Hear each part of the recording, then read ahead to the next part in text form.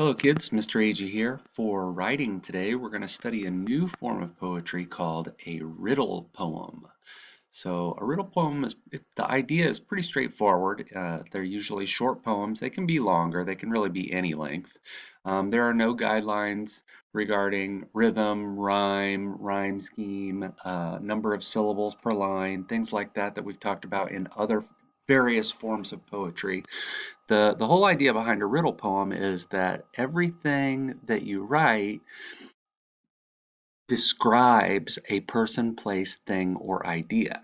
So you're kind of trying to be tricky and sly with your words, and you're writing about something, but you never say what it is you're actually writing about. And the point is for the reader to try to guess what it is you're actually writing about.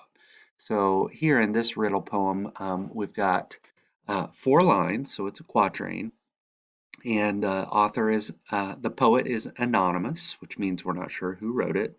But I'll read it for you, and then I'll pause and we can discuss what ideas you have about this poem.